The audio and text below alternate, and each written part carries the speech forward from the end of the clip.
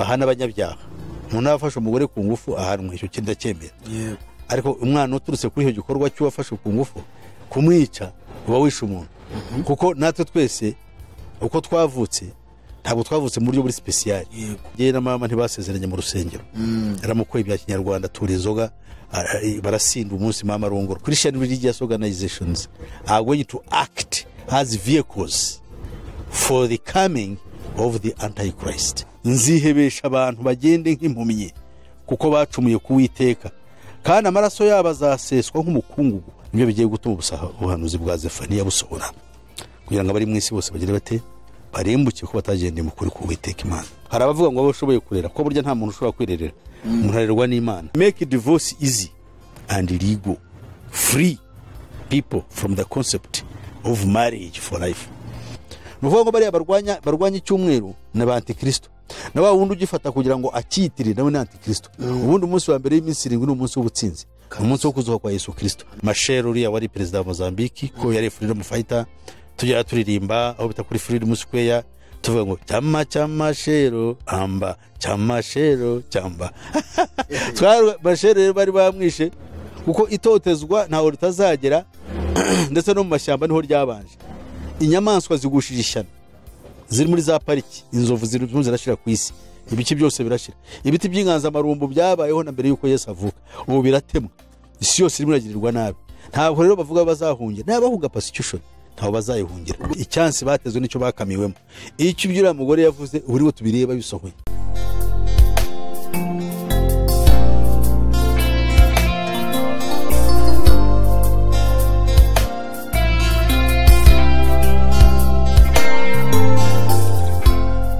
Twongeye kubasuhuza shuti bene data mwese abakurikira ubutumwa bwiza butambuka kuri Iron TV, ishakiro ry'ubutumwa bwiza ubwami bw'Imana, ubutumwa bwiza bwa Yesu Kristo.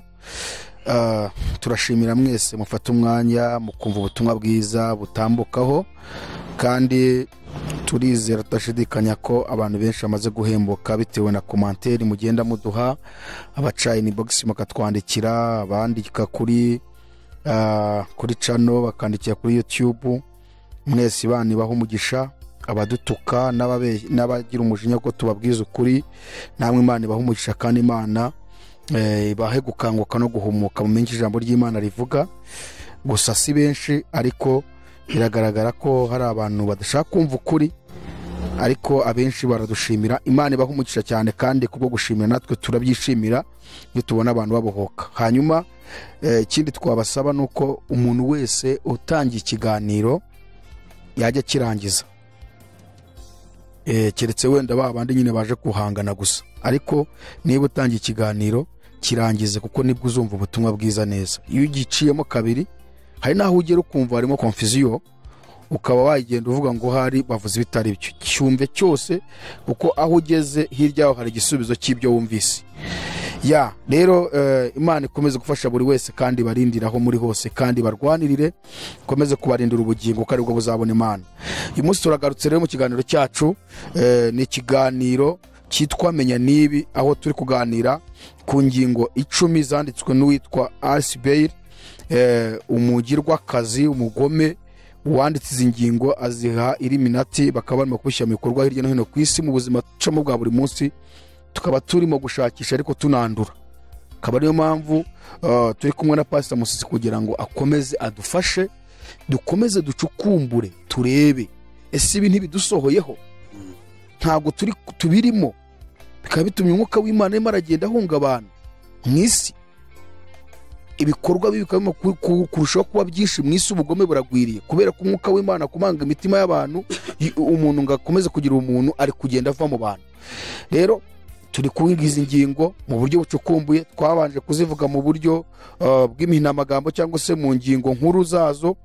Uyu munsi turi kugenda twiga buri ngingo, none tukareba se biriho cyangwa ntibiriho, byarasohoye cyane byasohoye, ese ibyo bashaka kugeraho babigezeho cyane ntibarabigeraho. Hanyuma tukareba, twarangiza tukabwira Imana ngo Mana uduhe kuba maso, twiga ibyanditswe byera, dusenge, tubashe kwirindira muri yisi. Hanyuma katwakire Pastor Musisi, mwamurebaga imbere yanyu, ariko nikabanza basuhuze hanyuma dukomeze. Pastor, muraho neza?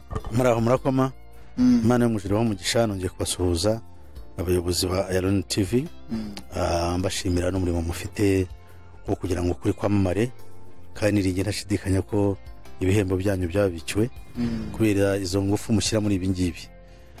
Nongere kandi nsuhuze abacu bumva ururimi rw'Ikinyarwanda nabumva izindi ndimi zirushamikiyeho nk'ikirundi, kinyamurenge, ikinyindu, kinyabwisha, igihororo ndetse n'igihangaza n'igiha. Imana yo mu ijuru umugisha rero nubagirire neza. Ako pasa jewe nagize ikibazo kuri izo ndimi. Ubundi koko izi ndimi zibaho zumvikana mu rurimi rw'Ikinyarwanda? Zirahari muri Kongo, muri Uganda, muri Tanzania. Uziko ntago nari mbizi. Zirahari izo ndimi zirahari rwose kandi ndabasuhuje mwese abumva izo ndimi bakurikira ibingibi ko mfite na benshi b'Abatanzania barabyumva mu Kinyarwanda, abandi bajya kumpamagara mu Giswahili, nkashima kuko buriya nabo ni ikibazo, ariko Ikinyarwanda baracyumva mukurikije dialect ziwabo. Hanyuma rero maze kubasuhuza rero niringiye ko tugiye kubana nanone mudukomeza muri ya gahunda y'umwanzi yo kugira ngo azutandukanye n'Imana, kandi niringiye ko mu gihe kiri imbere tuziga na gahunda y'umwanzi noneho yo kwica imibiri yacu. Nakoze. Hanyuma pase ngira ngo ubushize bwe duheruka twari tugeze ku ngingo ya 2, turimo kureba niba yarashyizwe mu bikorwa, ariko mu by'ukuri twabonye ko yashyizwe mu bikorwa kuko tubona abantu barimo kwandika, bari muri Amerika, bari iyo muri France, mbega muri biriya bihugu by'Uburayi na za Amerika, mu kuvuga ko ibyo mugaragaza koko bihari no mu miryango byagezemo. Ubushize rero twatuye ku ngingo ya 2 ivuga irebana n'iby'abana. Uyu munsi ngira ngo ntago tuyisubiraho, ahubwo turakomeza ingingo ya 3. Turakomeza ku ngingo ya 3 mwenda n'iya 4, nizo ngingo z'ingenzi cyangwa se n'iya 5. Ariko ahangaha nagira ngo nibutse ko izi ngingo 10 umugambi wazo nyamukuru ni ugutandukanya umuntu n'Imana. Icyo cyumvikane. Hariho rero ubwo tuzasoma no kuvuga ngo ni ukwica umuntu mu bugingo, kandi abantu bacyumve neza. Uyu muntu akwishe mu bugingo abakurimbuye. Naho tuzasoma n'izindi ngingo 21 zitwa Agenda 21. Izo ngingo zigamije noneho kuzana impfu z'abantu mu buryo bw'umubiri hifashishijwe ibyo tuzabona kandi tubana n'amaso ubu ngubu biri ku isi. Ariko izi tuzihereyeho kuko tuzi yuko kwica umubiri w'umwana w'Imana ntacyo ashobora kugeraho, nta n'icyo abashoboye gukora. Ariko uwica ubugingo niwe ukomeye. Niyo mpamvu ibinyito bireba ababikora n'ababitekereza n'ababishyigikiye mu nzego zose. Tubwira turabwira Abanyarwanda n'abavuga indimi z'Ikinyarwanda b'ingeri zose, abari mu butware, abari abacakara bo hasi, abacuruzi, abakomeye, abaciriritse, kugira ngo bose babyumve kandi bafashe. Kandi bamenye yuko ibi bikorwa rimwe na rimwe tubisanga mu nteko zacu zishinga amategeko, ubundi zikanabishyigikira, zimenye ko ziba zishingiye cyangwa zishyigikiye umurongo wa Satani wo kurimbura ubugingo bw'abantu. Rero reka turebe Madamu nk'uko yitwa Alice Bailey, akaba ari umugirwakazi wa Satani ukorera Illuminati, kuko Illuminati igizwe n'abantu bakorera Satani, banamuramya, banakora kugira ngo umugambi we usohozwe mu isi. Izi ngingo 10 rero yarazanditse zirakurikizwa, nyamara si ibyo byonyine. Izi ngingo nizo bagenda bavana mu bitabo binyuranye yanditse bigera kuri 25, ayobowe n'umudayimoni witwaga Jwari Kul, ubwo wamuhaga amabwiriza iyo misozi miremire ya Himalayas mu gihugu cya Tibet, ubutayu bwaho bwitwa Shambhala.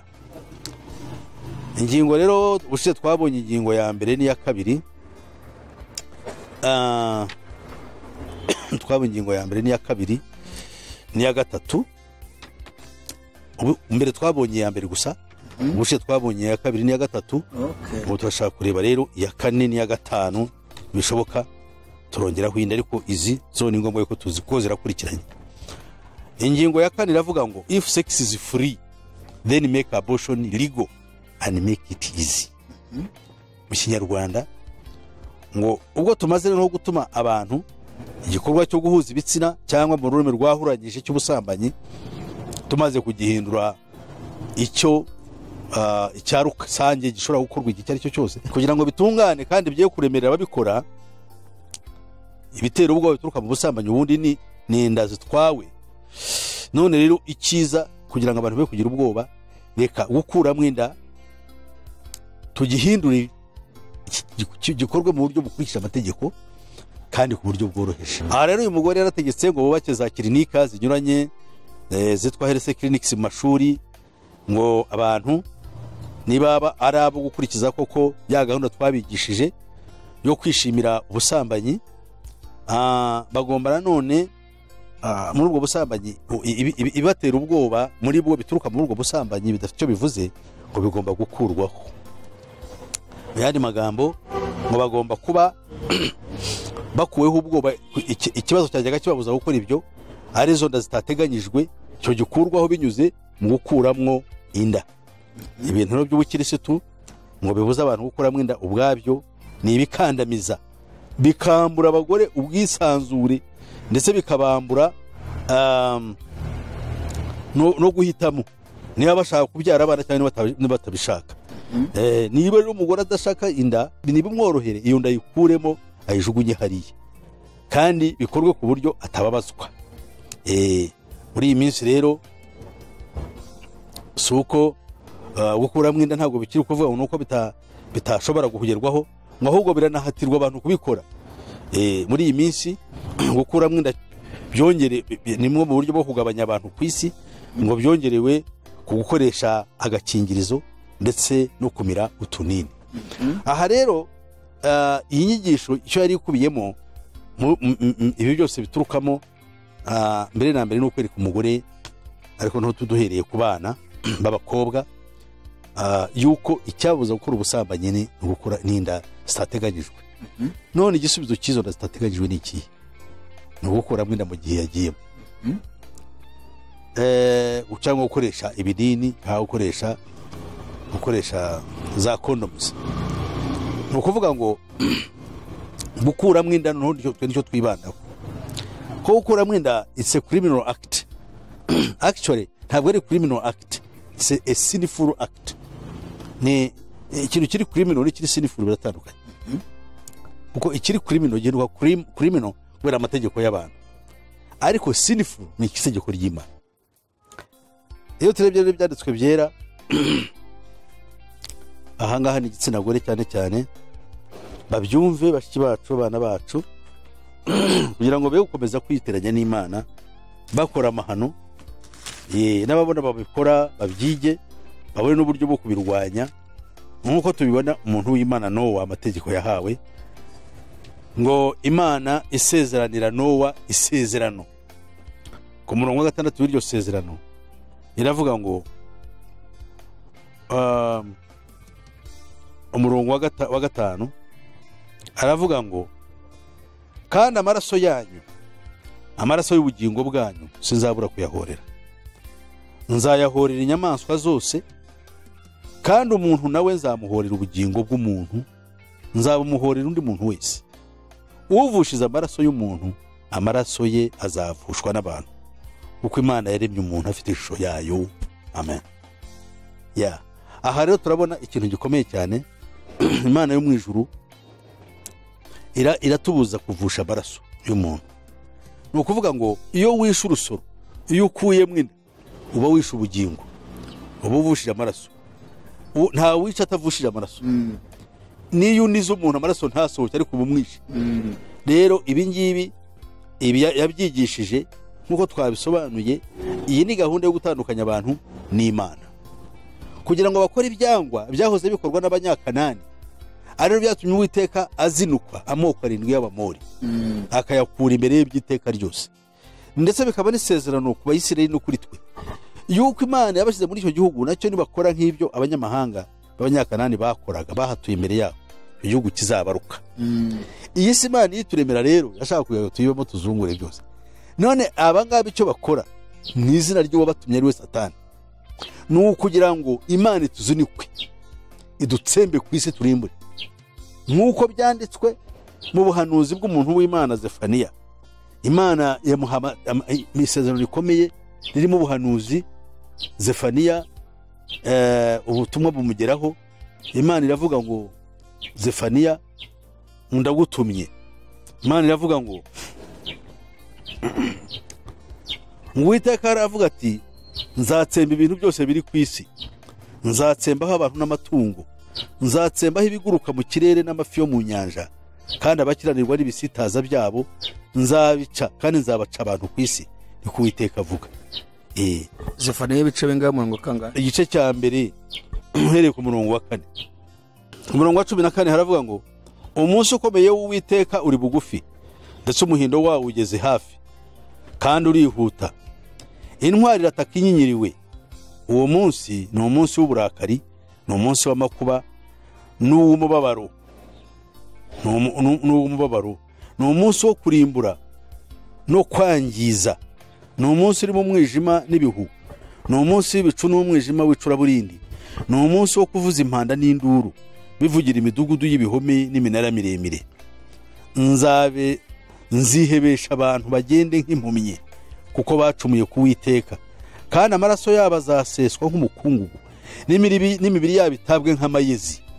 Icyitonderwa, ifeza zabo n'izahabu zabo ntabwo bizabasha kubakiza ku munsi w'uburakari bw'Uwiteka, ahubwo igihugu cyose kizatsembwa n'umurimo utewe no gufuha kwe, kuko azatsembaho abatuye mu gihugu bose, kandi ibyo bizaba biteye ubwoba.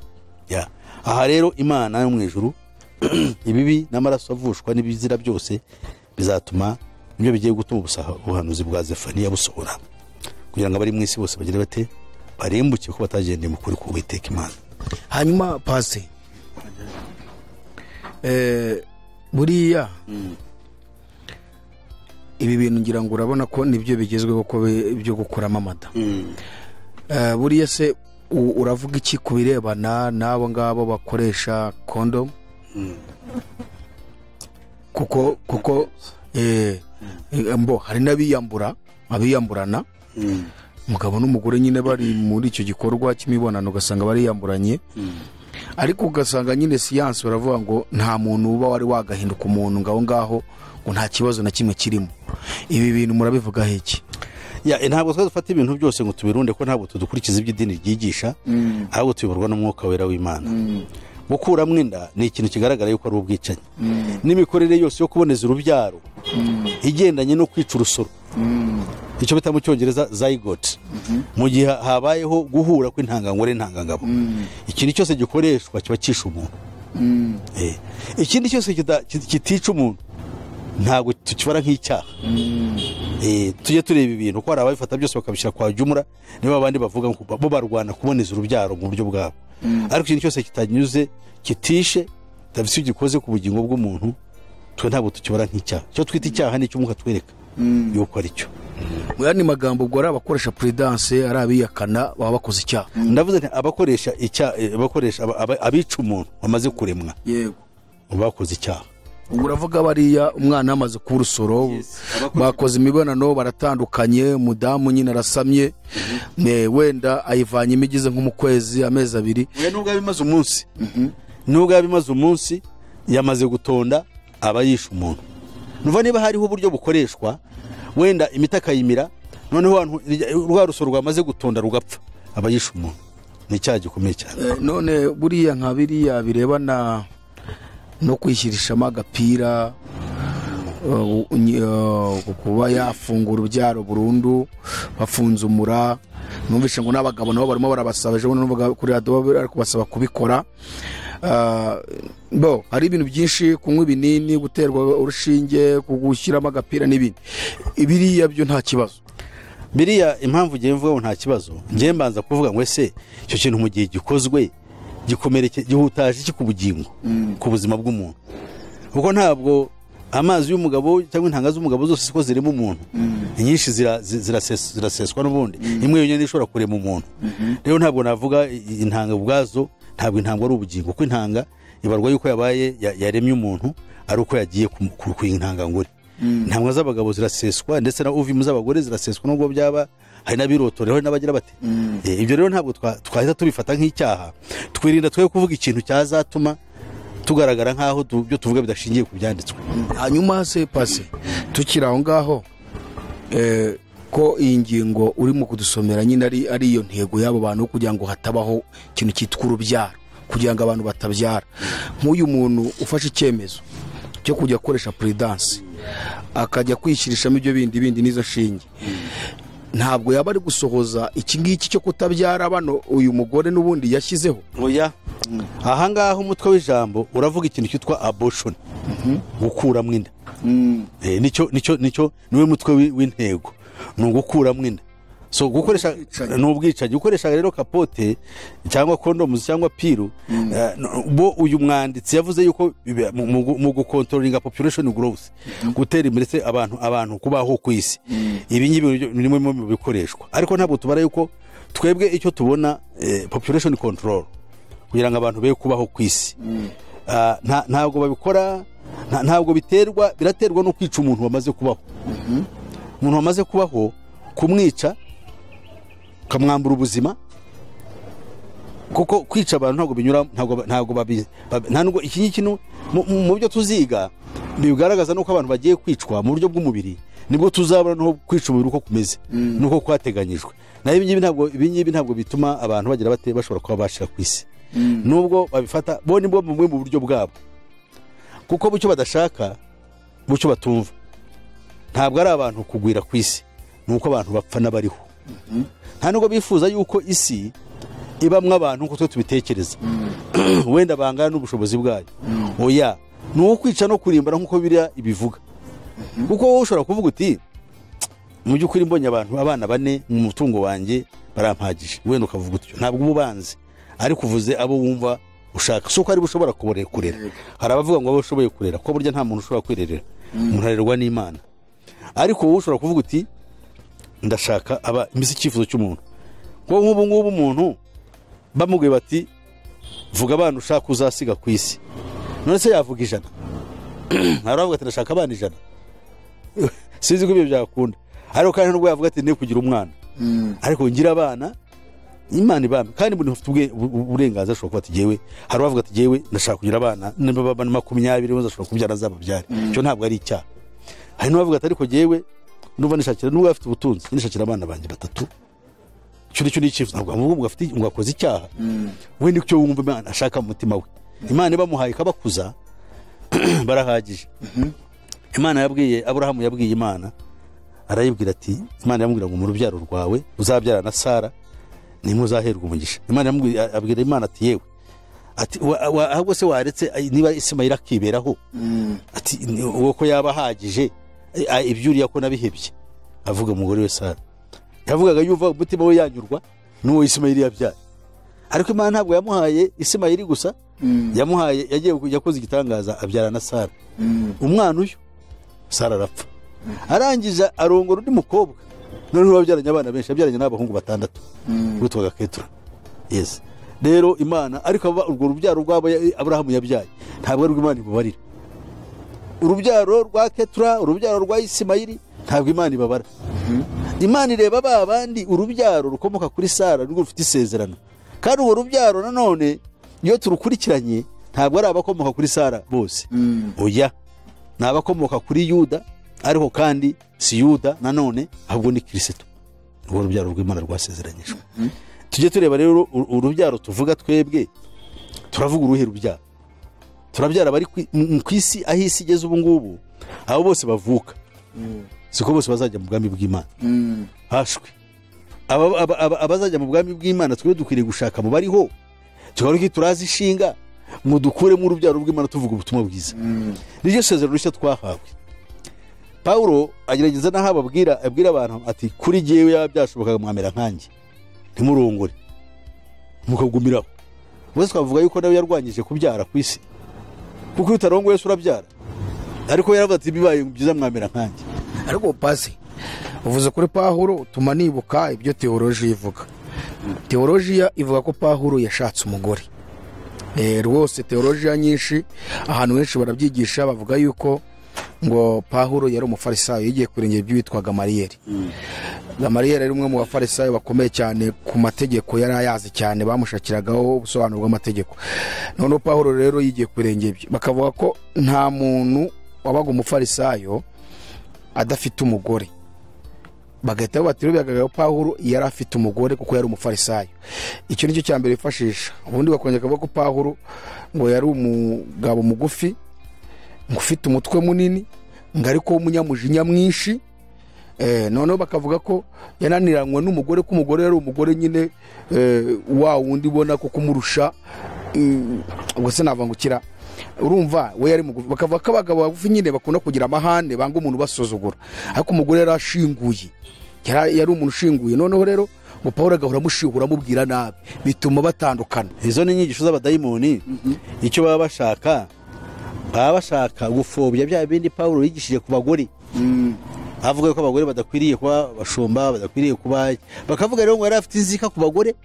None birabyo yavuga ngo yavugaga ibiki, bakajya naho bavuga batari ko se Pawulo ntuzi ko hari aho yavuze ngo ibi nabivuga ku bwanjye, simbivuga ku bw'umwami wacu, si itegeko ry'umwami wacu. Noneho ibintu bakabivangavanga kubw'inyungu zabo. Erega Bibiliya ushobora kuyijyamo ukayisaragurikiramo ushaka kugira ngo unezeze abantu benshi.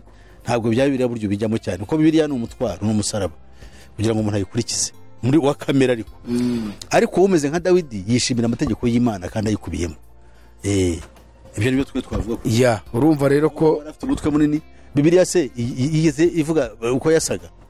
Nta nubwo uko yasaga ari nazo nyungu dufite, nta nubwo bari bahari, gusa bavuga ko ari amateka ngo bagiye bahererekanya. N'uruhererekane nyine rw'abagnostics bageragezaga kugenda bafobya, bashaka gupfobya iby'Imana kugira ngo babyinjizemo ibitekerezo byabo bipfuye. Ubwo rero baravuga ngo nayo mpamvu ngo yari azi ibintu by'impiguro z'abubatsi, ngo kuko ntabwo wagera kuri rwego gusobanura ibintu nka biriya utarigeze wubaka urugo. Ariko njye nkavuga ni abashatse gupfobya aha, ariko Imana idafite ubushobozi bwo kuba yakwigisha ibyo bintu byose ngo ubimenye. Bibiliya itwereka ko mu byakozwe n'intumwa ngo batera Stefano amabuye, ngo hariho umusore wari uhagaze aho abateraga Stefano amabuye bamuha imyenda ye. Sawuli yari umusore muto cyari atararongora rero, kuko avuga ngo umusore bavuze umugabo. Arangije rero bateye amabuye ntiyararimo, ariko yafashe imyenda yabo kuko icyo bakoraga yaragishyigikiye. Arangije rero nibwo yavuye aho ngaho, we aragenda kuko yari impuguke mu by'abafarisayo kandi afite ishyaka rikomeye ry'Imana. Atangira umurimo w'ubugoryi wo kujya ayobora imitwe yagendaga ifata abakirisitu, abagabo n'abagore, akabakurubana abatwara mu nkiko no kujya kubacira imanza. Aho rero niho yafatiwe n'Imana, arimo ajya kujya i Damascus. I Damascus aho yajyaga ni muri Syria, nta nubwo hari wabi Buyuda. Ariko urumva ubwami bwa Roma ko bwari maze kwigarura isi, abari aho bose babaga bari mu mutwaro. Washobora kujya i Syria, washobora kujya mu Butaliyani, ubwo bwari bwarabaye igihugu kimwe. Ubwo rero yagendaga ashaka abayuda bari cyane n'ubari barabanje kwizera, akabakurubana batwara mu nkiko cyane cyane z'abayuda kugira ngo bacire imanza, kuko bayobye. Kuko Abaroma bo ntabwo babyumvaga guhana umuntu ngo nuko yagiye mu idini runaka. Abaroma bari abantu b'urwego rwo hejuru basuzugura. Uwitwaga Galiyo yarabajije ngo abantu baje basakuriza bavuga ngo ibintu bijyanye n'iby'Imana yabo sinzi ibyo ari byo. Ubwo rero ni ukuvuga ngo icyo gihe Pawulo nibwo yahuye na Kristo muri akiri umusore, aragenda amara imyaka 3 mu butayu bwa Arabiya, aho yamaze imyaka yigishwa na Kristo bwe. Kuvuga ngo yahise ajya kwigira no ku birenge bya Yesu. Hanyuma wari ugeze ati Pawulo none we ko yavuze ati abantu bibaye byiza bamera nkanjye, ubwo yaba hari icyaha yakoze ko atigeze abyara, atashatse? Nicyo nanjye mvuga, ntabwo kwiyemeza kutabyara cyangwa kurongora bifite icyo bivuze ubyerekeye inzira y'agakiza. Oya, ahubwo twe icyo turabona gusa ni iki Kristo yatumye Pawulo, ari nacyo yatumwe intumwa ze, ni ukujya kuvuga ubutumwa bwiza mu bariho. Kuko abantu ubu turimo tugiye kugira abantu b'imburamuco n'abatizera Imana bazazana akaga mu isi. Kubabyara no kubagwiza bakaba benshi ku isi nta nicyo binamaze, ariko no kubica si igisubizo cy'ibibazo. Ahubwo icyo tuvuga ni ukubabwiriza kugira ngo abarimbuka barimbuke ko babihisemo, abizera bakize ubugingo bwabo kuko bagiriwe ubuntu. Ibyo bintu bibiri. Hanyuma turakomeje noneho ku ngingo zacu. Katurebe ingingo ya 5. Ingingo ya 5 iravuga make divorce easy and legal, free people from the concept of marriage for life. Ndumva ibi bintu bisa nkaho byamaze gushyirwa mu bikorwa. Ese birasa cyangwa byagezemo, kuko ndi kugenda numva hirya no hino muri za leta z'ibihugu kandi ivugira na hano iwacu bo bamaze kwemeza ko umwana utaragera mu myaka 18 niba aramutse asamye inda, aryamanye n'uwo bangana agasama inda, ngo yemerewe kwikuramo. Ikindi nuko numvise n'umuntu wese ufashwe ku ngufu atabishakaga ngo akumva ashaka gukuramo inda yayivanamo. Ise ibi byaba birimo gushyirwa mu bikorwa, ari ingingo bari gushyira mu bikorwa, byaba ari ingingo bari gushyira mu bikorwa. Ikintu cyose umuntu azakora mu bwenge bwe kinyuranye n'Imana yavuze kizamugiraho ingaruka. Kwica umuntu inda yamaze gusamwa ukayikuramo witwaje ikintu icyo ari cyo cyose kijustifying cyangwa gituma cyumvikanisha yuko hari impamvu igaragara cy'uko uwo muntu apfa, icyo kintu kizakugiraho ingaruka ku rubwicanyi. Uwafashwe ku ngufu ahubwo icyo bakayibakora ku buryo mu isi mu gihugu bahana abanyabyaha. Umuntu afashe umugore ku ngufu ahanwe, icyo kintu ndacyemera.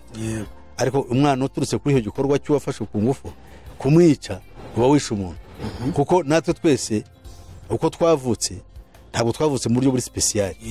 Muya twavutse nko abantu bose bavuka usibye Yesu gusa.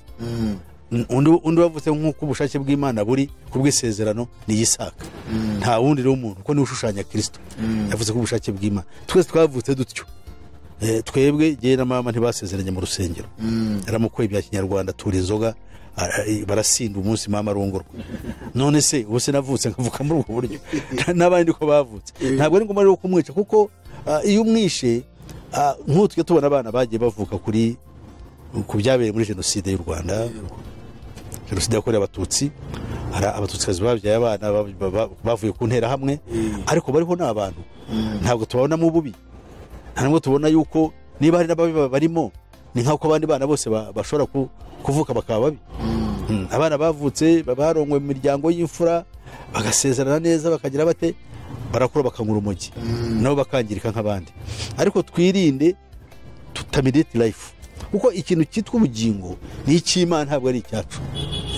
Abo rero babikora, amategeko abikora, tuzabona nitugera ku ngingo ya 9 nitugera ku ngingo ya 10 tuzabona aho ibyo bituruka, kuko za parlement na za guverinoma z'ibihugu byose ngo bigomba kwemeza aya mategeko. Izi ngingo 10, izi ngingo ko ari 9 za mbere, ingingo ya 10 kugira ngo zishyirwe mu bikorwa, za guverinoma na za parlement z'ibihugu byose byo ku isi nizo zigomba kuzabishyira mu bikorwa. Kandi amadini yose akabyendozinga cyangwa akabihesha umugisha cyangwa akabyemeza akabihesha umugisha. Niyo mpamvu amadini yacu nk'ibi ngibi dushobora kubivugaho, yaba yivanze mu mugambi kandi ntabwo yaba yumvira nyirabuja wayo, kuko agomba kumwumvira agategereza za parlement zamara kubyemeza bagasinya nabo babyemeza kugira ngo biheshe umugisha. Ubwo nyirabuja wayo madini ushatse kuvuga n'uwuhe? Ni Alice Bailey. We yaravuze ngo nyuma y'intambara y'isi yose ya kabiri, nyuma y'intambara ya kabiri y'isi yose, amadini yavuze mu Cyongereza biranditse ngo Christian religious organizations are going to act as vehicles for the coming of the Antichrist. Bivuze ngo amadini ya Gikristo azakora, yabanje kuzana urugero rwa Yohana Batista, ngo azakora nka Yohana Batista uko yategurije kuza kwa Kristo. Noneho ngo nabo ngo azakora umurimo wo guteguriza ndetse abe nk'ikinyabiziga cyihutisha umugambi wo kuza kwa Antikristo. Ibyo umugore yavuze nibyo tubona, kandi ko yabivuze yarahamije rwose. Mu yandi magambo, ubu amadini yose agakwiye guhaguruka akarwanya iki kintu, ibi bintu byo gukuramo inda nk'ibi ya Kristo yakaba yari yaherwaho ibyo yigisha, ariko kubera ko atari Kristo yayobora, ni ikibazo gikomeye. Ubwo ni ukuvuga ngo iyi ngingo urumva ko hirya no hino amaleta amaze kubyemera, amadini nayo aracecetse, kandi ngo arimo aravuga ubutumwa bwiza, akaza kuvuga ngo itegeko ngo ryakangaye ngo aravuga ngo ntukice, nyamara bakamva nka leta zisinye ibi ngibi zibyemeza ko umugore wafashwe ku ngufu cyangwa umukobwa atabishaka yemerewe gukuramo inda, umwana w'imyaka iri munsi y'18 aryamanye na mugenzi we agasama inda yemewe kuyikuramo, hanyuma bakaza kwigisha itegeko rivuga ngo ntukice, ariko bagera kuri iki kintu ntibasobanure ko abantu bakwiye ngo babwire na za leta babwira ati muramenye mwime n'amaraso ko namwe azameneka. Ibyo ngibyo niyo bakabaye bakora ariko ntibabikora. Kamwe nk'urugero nabonye bakaye baravuzeho ariko bagaceceka, urugero rujyanye no kuvuga ngo umuntu ugomba kuba kuyobora itorero cyangwa idini, kavuga idini ku itorero ryo ni rya Kristo, ngo agomba kuba afite degree, university degree, but in what faculty, mu bihe ngo mu bindi byose bibonetse byo ku isi, yaba yarize law amategeko, yaba yarize social sciences, economics, education, ngo nguwo rwose icyo nicyo cya mbere bamusaba, kuyobora idini. Cyakora as a condition akaba yaragize amahugurwa y'iyobokamana yanyuzemo. Amahugurwa bivuze ni nko kuba ufite certificate, ishobora kuba certificate of study cyangwa certificate of attendance cyangwa certificate of participation. Ibyo nabyo birashoboka. Certificate ni ikintu cyose kiba kibonetse. Noneho wa wundi ufite diploma n'urugero icyiciro cya kabiri cya mbere cya kaminuza muri teologiya kandi yarabaye na pastor imyaka myinshi, ngo nta kwiriye habo kuyoborwa na wa wundi wize urugero wize social sciences cyangwa wize education. None amara kubyigisha amadini agaceceka, ntagire icyo avuga, bagaceceka bakarumagihwa, aho ugasanga bararwana bajya gushaka ngo aho biga ngo babone na bya bindi byo leta basaba, ndetse hakabaho n'ababigura. Nzi wize ngo amezi 6 kuri online abona doctora muri teologiya. Noneho ukavuga abantu batuyobora baragana hehe icyo bashaka, ariko Imana irabirebye iranabishwanyuza zana n'ibi byose useless.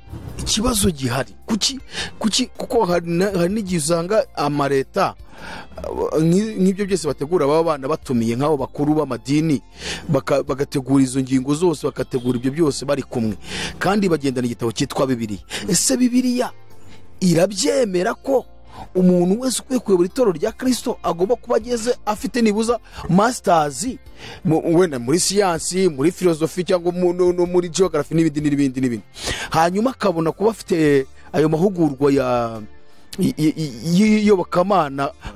Bibiliya irabyemera? Bibiliya ivuga ko umuntu yanga umukuru w'itorero agomba kuba ari umukristo setu. Icyitonderwa ntabwo ari umukristo uhindutse vuba kugira ngo atikakaza, kandi ni ryari umuntu ahinduka umukristo bikamishwa n'umwuka wera w'Imana, kuko ntabwo ushobora kuba umukristo utari iki udafite umwuka w'Imana. Niyo mpamvu umuntu wese ushaka kuba umukristo, kuba umuyobozi w'itorero, agomba kureba conditions, ibisabwa byashyizweho n'Imana, kandi byari bigaragajwe na Pawulo nk'umuntu w'umuvugabutumwa ubwo yandikiraga Timoteyo amubwira ati dore umuntu ashaka kuba umwepiskopi. Ubundi umwepiskopi ni umuntu ureberera cyangwa overseer, mbese umuntu ureberera umuntu ureba cyangwa ugenzura ibikorwa waba ari we. Ibyangombwa birafite kandi biri muri Bibiliya. Ntabwo rero bivugwa n'amaleta yo kwisi cyangwa n'abanyabubasha bisi twabuva ibyo bavuga, ariko se babihera hehe? Ni akagambane gaturuka mu madini. Amadini yo ntavuga, ahubwo ajya inyuma agatanga proposals leta ikazikora. Kuko ntabwo leta, hari amadini utegeka leta turayazi akomeye y'intangeganyega, nayo ashingiye ku bintu nk'ibyo, ko abayayobora babarize za filozofi, barize ibiki, bafite impamyabumenyi zikomeye. No bakavuga ati nizushyira iyo condition, bariya abantu bajyaga badutwara abantu bazaburiramo n'imikorere yabo iburi.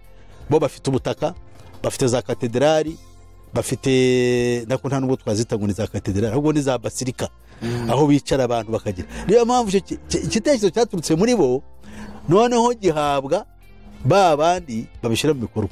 Tutibagije ko amadini amwe afite abayahagarariye mu nzego zifata ibyemezo muri leta.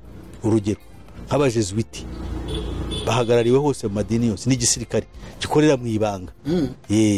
Aho ngabo barahari barwanya imikorere yose y'uko ubutumwa bwiza bwagera ku isi, ahubwo bashyigikiye yuko ubutumwa bwajyanye n'umugambi washyizweho n'umuntu, kandi uwo muntu akoreshwa na antikristo. Ibyo rero bikaba ari ibibazo tugomba twebwe kwamagana, ko tuvugira Kristo, dufite n'ishyaka riturya, aho kugira ngo abantu bice ibintu duhare tureba igihe kizagera dupfe. Ariko iyo tuvuze ibi hari abo bizafasha.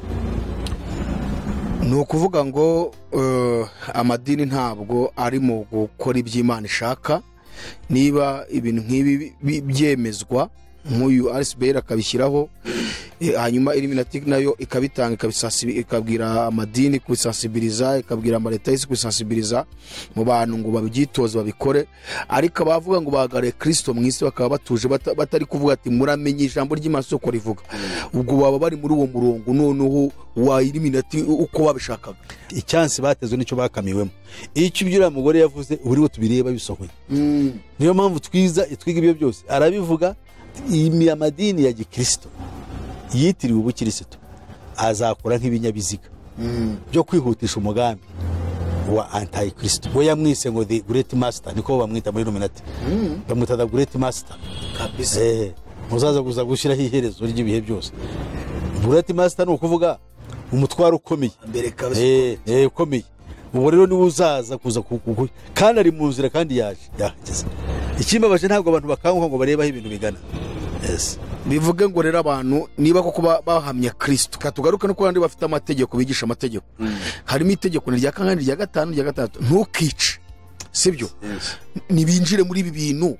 Niba mu bihugu barimo kuvuga ngo iri tegeko bimere gutya, abana bakuremo inda, abantu bafasha ngo bakuremo inda, kuki badahaguruka bavuga ati itegeko ry'Imana mu ijambo ry'Imana riravuga ngo ntukice, ibyo nimu bikora mu wamwishe, ntabwo ibyo tubyemeye, kuki badahaguruka ngo babivuge? Umbaze nkubaze. Ni ukuvuga ngo bano bantu nakubwiye ko nabo bari muri rwa rwunge rwa maraya, bahetswe n'inyamaswa, ariko bagashaka kwitandukanya biyemera kandi bashyira imbere gusa amategeko. Ubu ngubu ikintu kibaraje ishinga ni ubuyobe. Bavuga yuko ngo hagiye gushyiraho itegeko ngo rya dimanche. Dimanche ni ukuvuga icyumweru.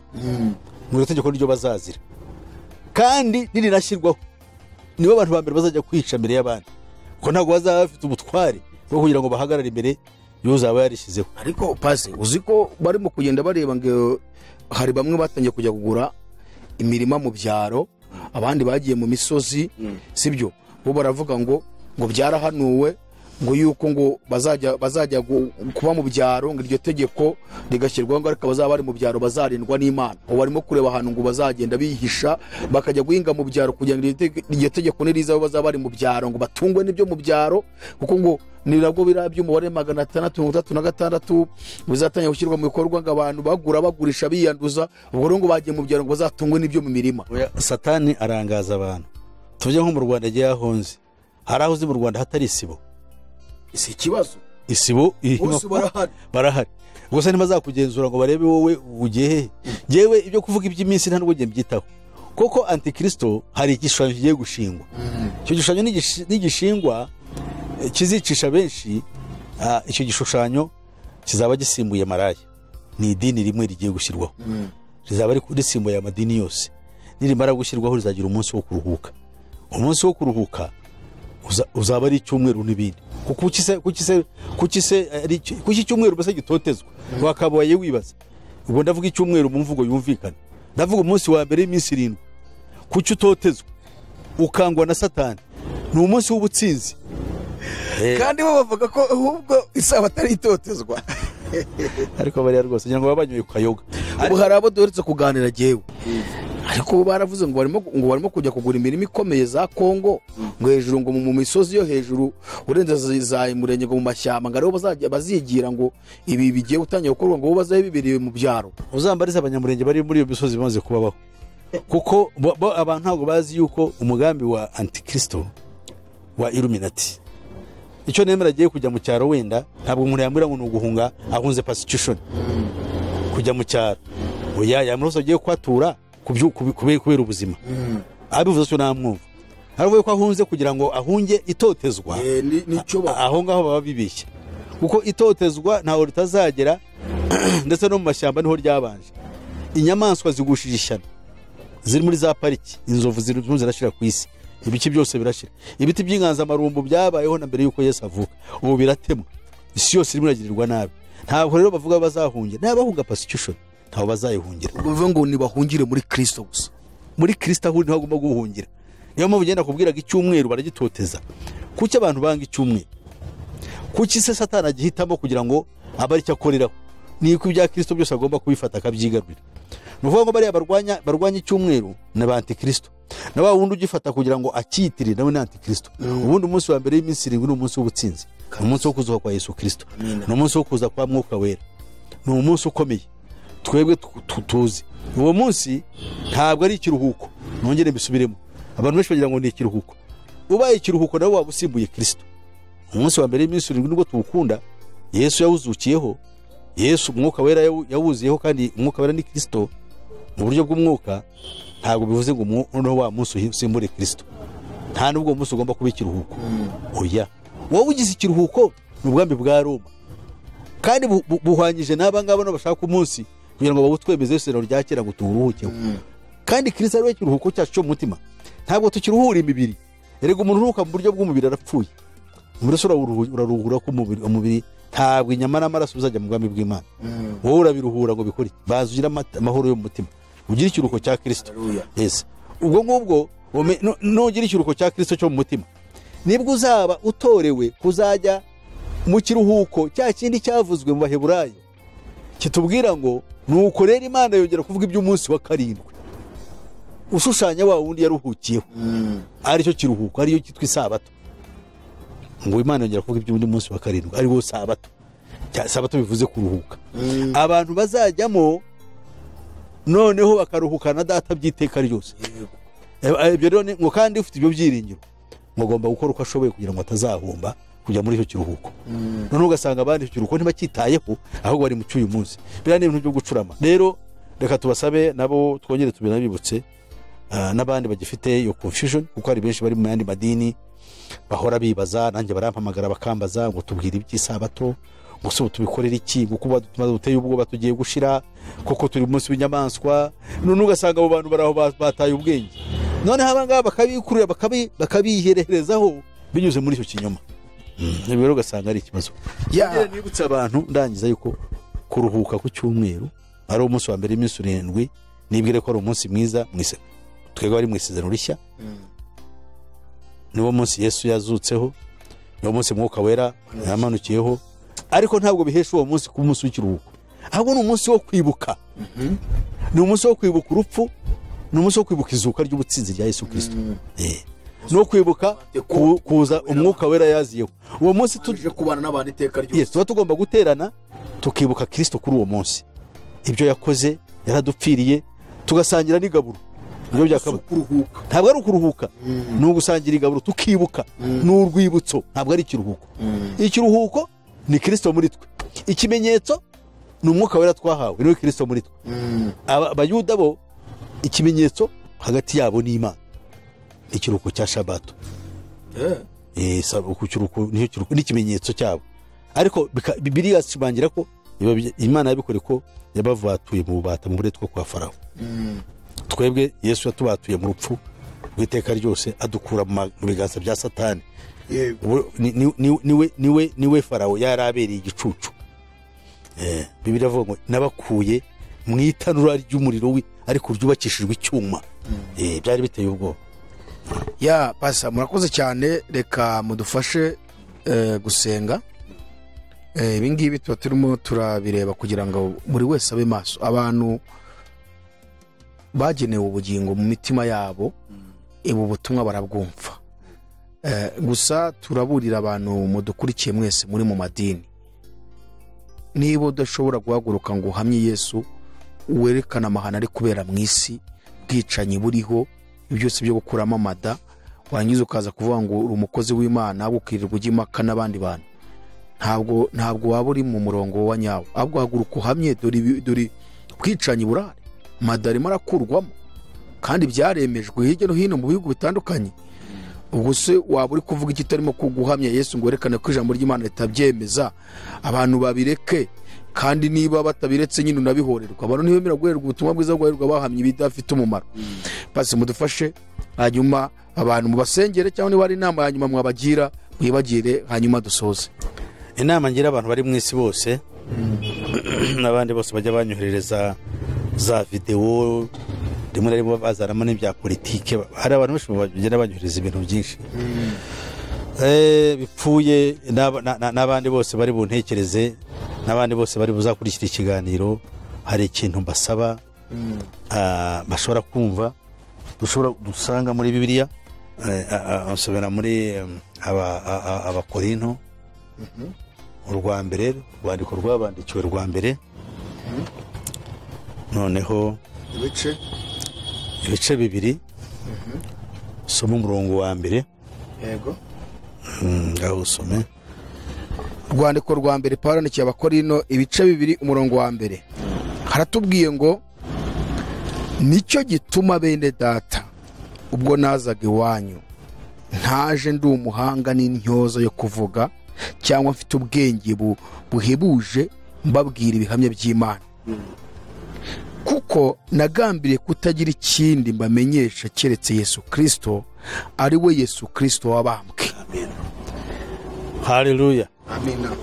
Nicyo shaka yuko abantu bose bamenya ibihamya by'Imana. Naba tuvuga ko jewe natoreye kuvuga ibihamya by'Imana, ntabwo ari ibihamya bya filozofi, ibihamya by'ubwenge bw'abisi. Nabitizemo igihe kirekire, nabaye abasore b'igihe cyanjye, ndibuka yuko nigeze ku bana bandi basore tujya turirimba Masheri bamwishe. Masheri uriya wari perezida wa Mozambique, ko yari freedom fighter, tujya turirimba aho bita kuri Freedom Square, tuvuga ngo cyama cyamashero amba cyamashero cyama cyama cyamashero amba cyamashero cyamba. Twari Mashero bari bamwishe kuko tuvuga yuko Makaburu bari muri Afrika y'Epfo bari bamwishe, tukavuga turi cyama, turi ishyaka rye cyamashero. Mashero bamwishe, tuvuga yuko tugomba kurwana tugakuraho ingoma zabagashaka buhake. Cyo gihe nari ifite umuriro kuko nemeraga muri filozofi ya Karl Marx, tugomba kwigobotora ingoyi ngo yagikolonize ngo na byabagashaka buhake, imperialism. Cyo gihe nari muswa ukomeye cyane. Ubu rero ndavuga iby'Imana kuko ndamaze kubona ko nta herezo ry'ibyo ngibyo ushobora kuba ryadukiza.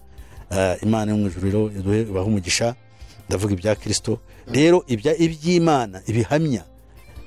Uyu nguya agiye kureba Abikorinto, yashaka kugira ngo babahamirize kubyerekeye Imana, bamenye Kristo wabambwe no wenyine, kuko ku banyamahanga, ku Bayuda aribo banyedini ngo ni ikigusha.